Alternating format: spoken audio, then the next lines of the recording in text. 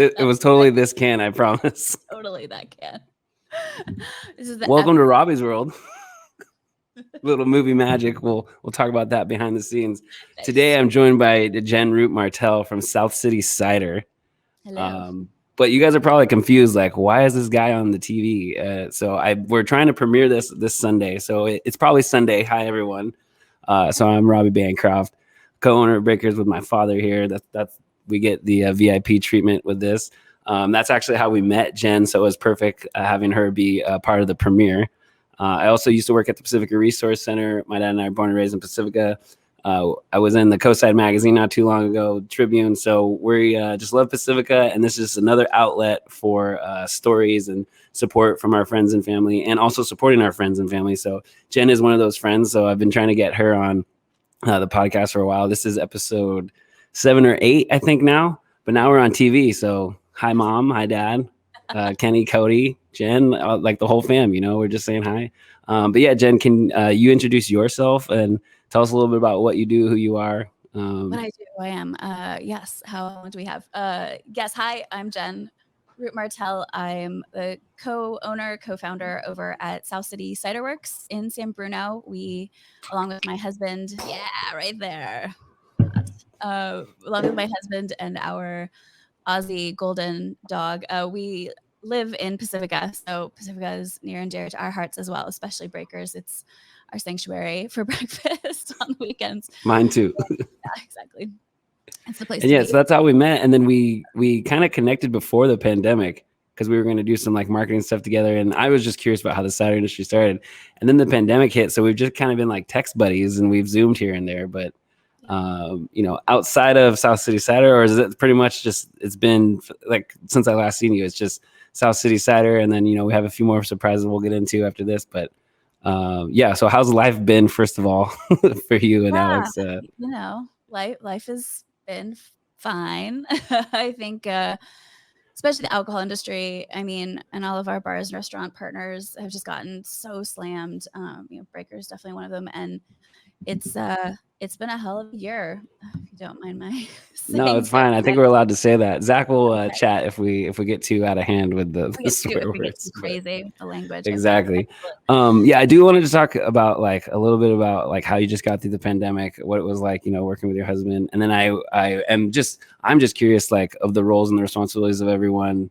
So like maybe just a little insight on what life's like during the pandemic, working with your husband and trying to make sure your business survives and thrives. And then also who else is helping you, the roles, the responsibilities. And I know you have a team now. I'm seeing all these different faces, and I was saving all my questions for today. So give us a little bit of insight on life over there in South City Cider.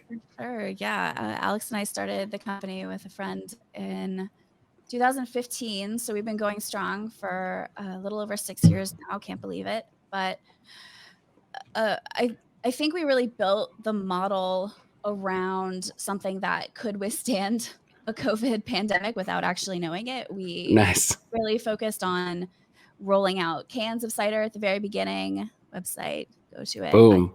Zach, you're on fire, man.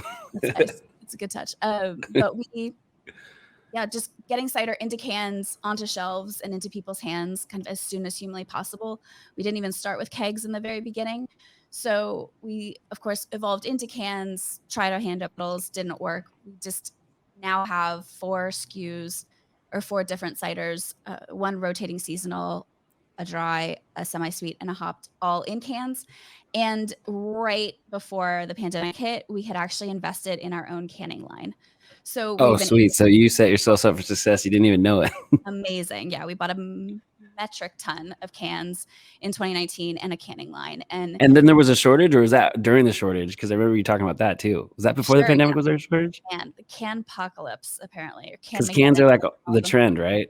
Cans were which is funny because we started in 2015, and like Oscar Blues was really the big only craft brewery doing cans, and it was just not a thing. Everyone was in 22-ounce bombers, those big bottles that you see rarely now. And so it was cool to see the whole craft community has really shifted to cans. They're better in general. They're better for the product. Because they keep pressure. They are better for the environment because they're 100% recyclable. You can take them anywhere. They're just better. That's the best answer I've heard, because Breakers just is getting their beer and wine license. They're like, gotta have bottles, man. And I was like, but why? Like, what about cans? Like, oh, I think it's a preference thing. And then all like my people in the industry is like, no, I think it's cans, but they couldn't tell me why. But you just broke it down perfectly. Sure. So slightly better. So it's a better product and also good for the environment. Absolutely. Okay. It's Sweet. really a win-win. Pacifica will really like that. Yeah, and honestly, it's less expensive also. Okay, that's good to know too, because times are hard over here in good old P Town. So okay, so that's awesome. Yeah. What was that?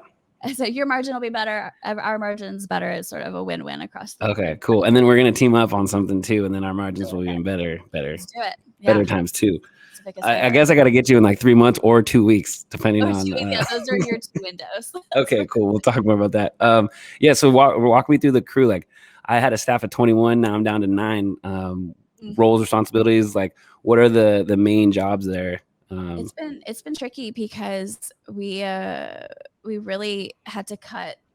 It was a bare bones. There was only at max 6 of us, and I only have Alex on the weekends and in the evenings sometimes. Oh, he's still doing his full time. He's still doing his full time. Man, that guy's does he sleep, or is he just like 3 hours, wake up, coffee? Is he asleep right now? He better not be sleeping. Yeah, crunch those numbers, buddy. Right. Okay, so you like 6 would be like a full crew, or is that the skeleton that was crew? like max, yeah. But we really right now are operating with a production manager. He actually I just brought him on now. He has been with us for 2.5, 3 years, and he's now our cider maker, Tim, and then a delivery driver, and I just found a salesperson who is okay, because you were doing like 4 jobs at once, but now I feel like we're still avoiding it. Like, we're gonna hear it till the end, but news alert: Jen's pregnant. So now she could actually hire people, be forced to hire people. I read a quote where it was like, "There's not a lot of people in departments. There's a lot of departments in people." So you were wearing like a lot of hats, but maybe this is forcing you, or literally is forcing you to kind of piece it out, get job descriptions in it, and bring people on. So you hired 3-ish new people, or you have the 3 people? I have those 3 people. I had a production manager as well, or she was sort of the logistics and planner of the crew, who I was sort of delegating most of my responsibilities to. Yeah. She had a baby in March. So cool. I think I did see that Instagram post where it was like both of you, like, yeah, we're both double trouble. pregnant. For that, we had to basically like one-on-one with the team being like, okay, don't panic. But there's gonna be some little footsteps right around. Yeah, we're gonna do a little bit of a relay tag team here, because she's March, and then she'll get 3 months, and then I'm expecting a little girl in June, and so basically, like, as soon as she's marginally ready to come back, I'll be. So she's gonna come back, and then you'll hand her the keys on the way out, and then you'll. Yeah, literally, yeah, and that'll be good. So I have been. It's been what 6 or so 7 months now, and I've been slowly working for 7 months to delegate my tasks. And it's hard. That's a really it's a really touchy subject with women, because we have to go on maternity leave, because we have to keep a human alive, and so much expected from you, and then if something doesn't go right, it's like, oh, what's her problem? Like, dude, she just pushed a watermelon out of her and needs to like be responsible for that and the business. So exactly right. So I've been really trying to I have literally been spending the 7 months, and for somebody who has really run the business for the last 6 years, it's like, I don't know what I do. I do all of these things. It's like how do you replace my dad here? Like, yeah, like we could all try, but it's not going to be the same. So, right. But ideally, you do want it to run without you. So if heaven forbid something happens, or if you guys expand, or you retire, or you sell, there's a million different things. So yeah, we've had a lot of conversations about roles, responsibilities. Like, we had an org chart. My dad was like, org chart. It's like, the where you go, how you do, who's in charge of what. So I feel like you guys are kind of on top of that, and you've inspired me from some of our conversations during the pandemic. So I would really want to appreciate, let you know that I appreciate your support there. Is there anyone else that we didn't cover as far as like roles and responsibilities? So it's production. It's like the person actually making the cider. That's Tim now. That's Tim now. And then you got like the admins and the logistics.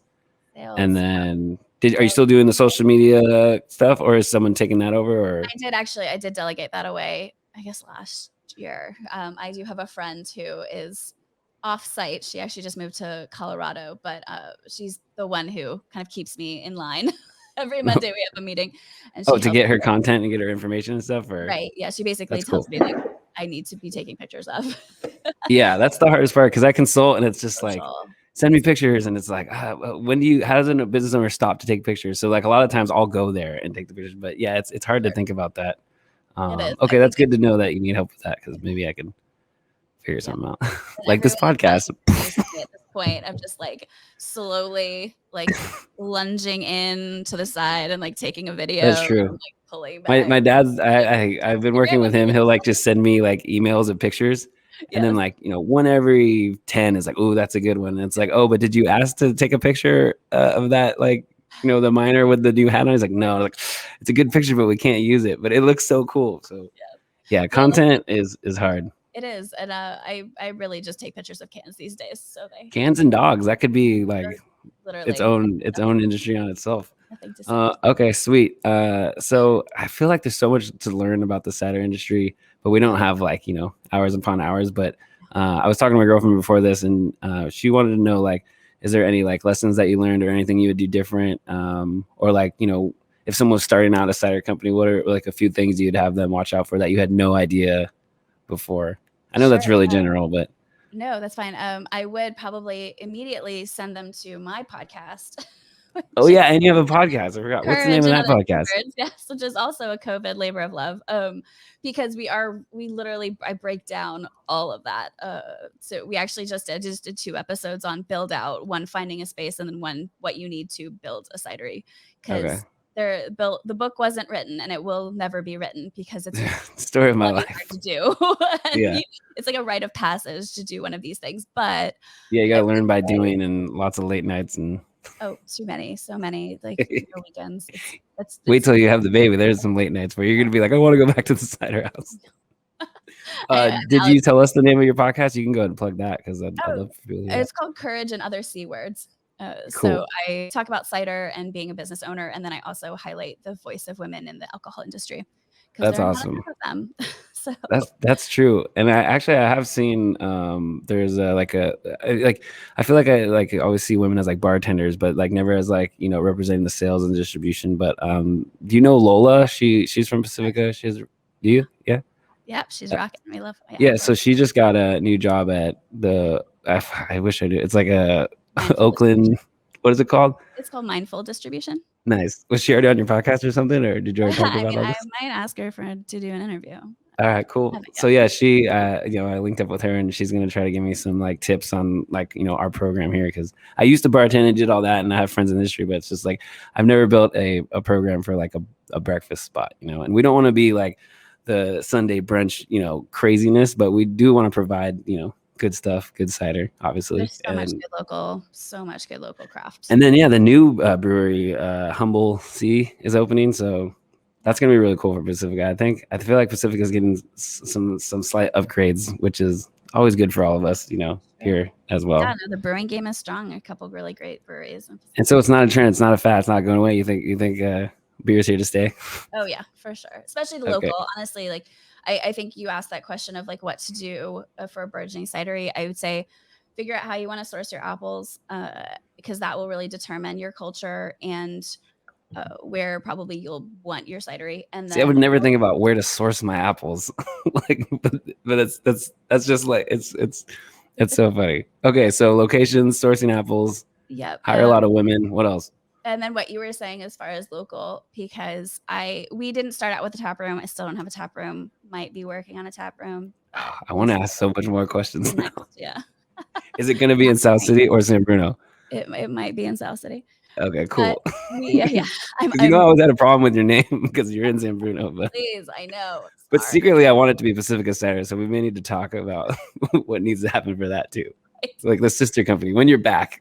Yeah, I'm gonna lose you for like at least 18 years, right? Or like when can we start talking about more business? Yeah, we'll see. Mentally, probably never. Okay. We'll see how much she destroys. I'll call Alex. Yeah, exactly. But I think that there's just such a huge trend, and you're seeing it too with breakers of this supporting local. And I know we've all been saying this for more than a year now, and people are probably tired of it. But it's like, those are the people that you want to support and also making sure that that's the community that is your audience. Mhm. Because especially having a tap room would be amazing. Your margin is fantastic. Have some Yeah. sort of element of a tap room, and then really cater to those locals, because Yeah. those are your people, and that's the community. That's So make or break. Even, music industry, restaurant industry, anything. And then, you kind of say it and you know it, but then when the pandemic hits and then your city's like $2 million in debt, you're really like, I see people posting like, where can I get a tire change? And like, oh, go over the hill. I was like, no, no, no, no. You got to go to the place on Shell, like next to the Shell station. Like, you can't complain about the potholes and then take your money outside of Pacifica. So, it's a great point. yeah, community and a tap room. I know you've talked about that. Like, that's the difference between, like we cook the food and we see people enjoy it and we can control the whole experience. And I know you would do so well with that. So, yeah, if there's anything I can do to help with that, but I know you guys are capable of a lot. So you'll know if you ever need me. I'm there, obviously, and my dad too. But yeah, I would love to just come visit a tap room. That it's just like a whole nother world because I'm not in the alcohol game, but we're gonna get there. So we'll be a tap room for you for now, I Yes, guess. yes. I'm so excited for you guys, because it will just Yeah. be such a fun new addition to your Yeah, and group. it was one of those things we never planned on doing, but now it's like kind of a necessity. But also, we're on the same page now with everything, and we can try these things. So I Right. think it'll work out, hopefully. Well, that'll be great. So what did you do before South City Cider? Did we ever talk about that? Or Oh my goodness, did we? So I actually I harp on this a lot too, because most of the women who I talk to or do not no one comes from the cider community except like a few, and Mhm. I think that that's very telling that you can do it if you know absolutely nothing about cider. You can absolutely do this. It's not Yeah. rocket science. It's a lot of work, but it's Yeah, doable. it's like hard work. It's like working out, hard work, dedication. You keep showing up, stuff's bound to Exactly, happen. and you just learn. That's what we do. You just learn a little bit, trial by fire, but you make it work. And I actually have I have a background in international relations and public policy. So I actually have a Nice. master's in public policy and should probably be in an embassy somewhere, but Like negotiating we the moved big to deal or California instead. So, and there's something out here that's just like build and grow and do, and so we started the cider company. that's cool. And they're just like you just got such a good vibe, you're like a good human. I think a lot of people play that down, but like if you're just like nice and you know what you're doing, like I feel like stuff happens like tenfold, like because people are attracted to that, especially in like today's like everything climate. Sure. Yeah, that's how I felt at least when we first met. And then my dad's always happy when you guys come in. So Yeah, he doesn't say that about everyone. So congrats. What do you usually do like to relax? Do you get days off or like can you help me? Can you help me with some self-care tips I or don't know any of these words that you're using right now. do you do yoga or do you like walk the dog? I have an issue with yoga. It gives me migraine. Really? So I gotta ask Nicole Yarbrough about that then. She might be one of my guests. She was episode 2, but so it gives you migraines. I think I'm too tightly wound. That silence So you is probably part of. need more yoga then. I probably do, absolutely. But biking has been really amazing. That's cool. We got a stationary bike. Are you a part of the Peloton crew or just the random? It's totally random. Yeah, please. No. Okay, cool. Yeah, the Pelotons are taking over the world right now. What did they know? Like they knew about the pandemic coming. Oh yeah, they saw it. They saw it for sure. But super low impact too, which is awesome. But just to be able to, I think, exercise. I used to run before little one. I was a runner. Right, Nice. actually down along the Pacifica Pier. It's like Cool. exactly 1 mile. That's funny because I'm trying to be a runner now and I go from Manor to Pier and back and that's like if I go down it's like 1.6, I come back it's 3, but Awesome. Nice. running sucks. I don't know how you guys do it. I'm still trying to like get to that point where my body doesn't know I'm running. Oh, okay. Yeah, I'm not there. Yeah, no, it's still brutal. That gives me migraines. So But maybe it's that anxiety of just like I need to keep going. I'm just like counting down on my watch, like the number. yeah, it's such a weird like all the stuff I used to do in PE and I didn't realize how like beneficial it would be, in my 30s. It's just like high school lied to us, middle school lied to us. But Right. so are you moving the body every day or Every for the most day. part just okay? Man, I feel like good. as soon as I stop moving and sort of stop thinking like doing the cider stuff, like I'm gonna become a couch potato and be absolutely miserable, and then everyone's gonna be miserable. And so yeah, I am really trying to move, even if it's just walking the dog around. Yeah. I think that's the best too. Like, there's got to be like support groups for like business owners, just in general, to like remind us to like stay as human as possible while trying to survive and thrive. Like I said, it's pretty nuts. And it's so hard. But like, I don't know, like you wouldn't have it any other way, huh? You're still having a good time. We're still loving it. I mean, I think the biggest thing, I was talking to someone about this the other day, that honestly, this whole thing I would have said, forget it, if I didn't love our product so much. Yeah, it actually is really good. Like, just drive me the river, drive me a river. Well, because it's a nod to my favorite boy band. Oh no. What is he? I guess he'd be a veteran at this point, but yeah, your stuff's really good. Because even when I first met you, I was asking my friends, because it was either like you or Golden State or whatever. Yeah. Right. And then like people were like, "Oh, South City's the way to go." And then wherever I go, I try to get it. My heart. That's awesome. Yeah. So yeah. That's really kept me going, honestly, for most of this, is just having something that I love so much, and just seeing, like, talking to you and I was in East Bay with my sales rep, just saying hi to people and getting that feedback is just so validating. Yeah, and it's just great because it's like literally, like you said, it's like you, your husband, your dog, like and like a couple other people who are trying to be you while you're gone. Like those are those like American dream, like mom and pop stories that everyone loves, and they do need to support. So hopefully this brings you a little more support and exposure to Pacifica, because a lot of people, I don't think, realize that South City Cider, like, they live in Pacifica, so it's another excuse or another reason to support them.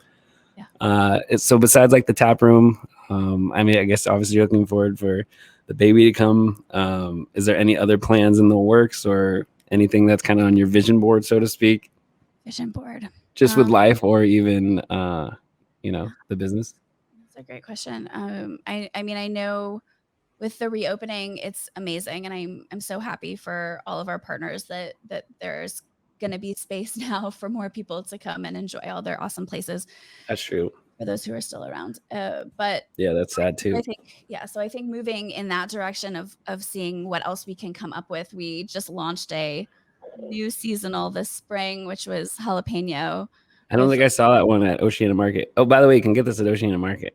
Yeah, you can get most of them at Oceana. Oceana is amazing. And it's called Little Umbrella. And I was really hoping that there was going to be more pineapple. I threw so much pineapple at that thing, but the jalapenos were not having it. And they have just totally They just overpowered it. If you like the spice is lovely and fleeting. And it's just been so amazingly well received, sort of more than I thought, which I'm thrilled with. Yeah.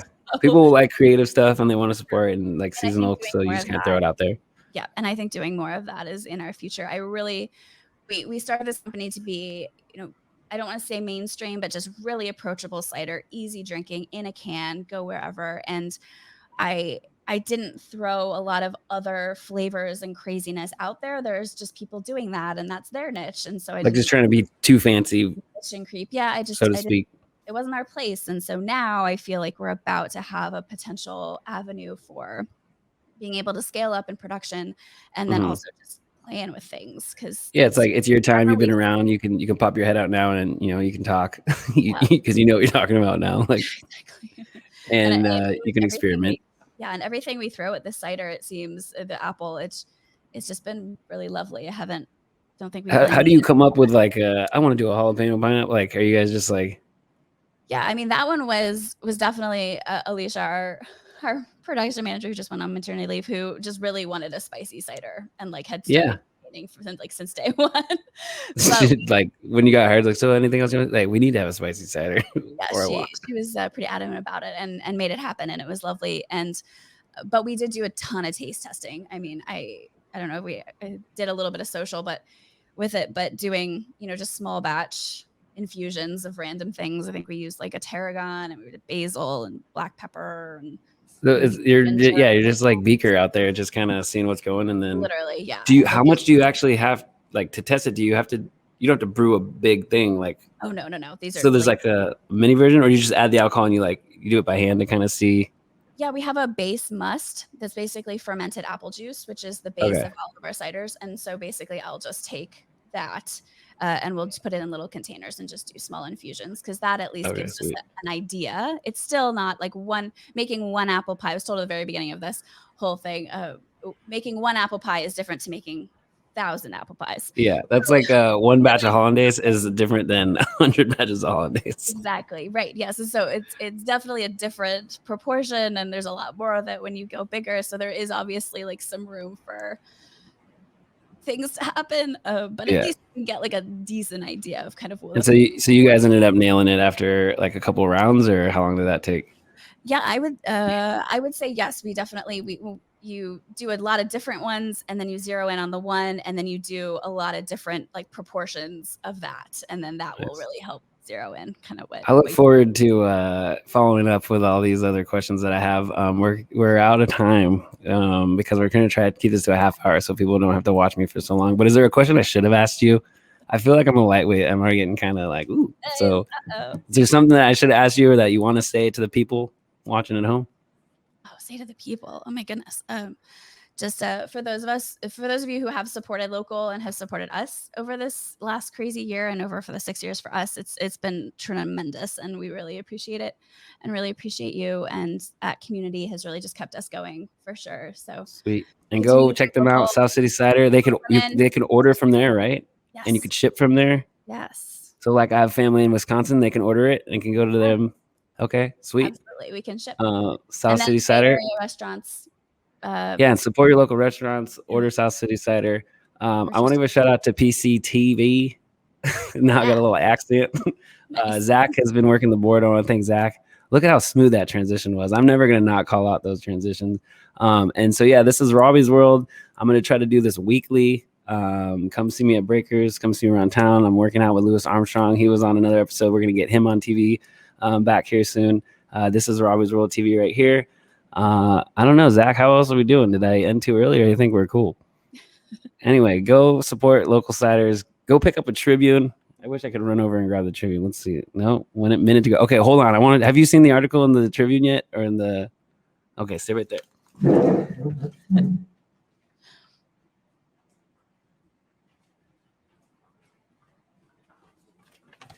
All right, I want to give a shout out to my dad.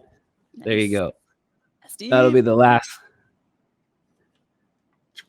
Beautiful. Go eat omelets at Breakers. They're amazing. You were able to see it. Sweet.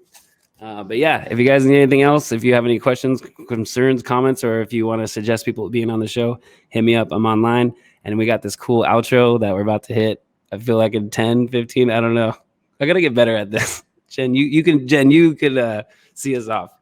I don't know. Thanks all for listening. Thank you all for listening. Zach, this is the longest 30 seconds I've ever seen in my life. There we go.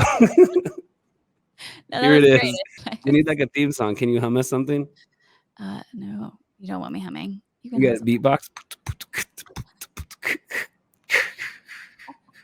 South City Cider. I love it.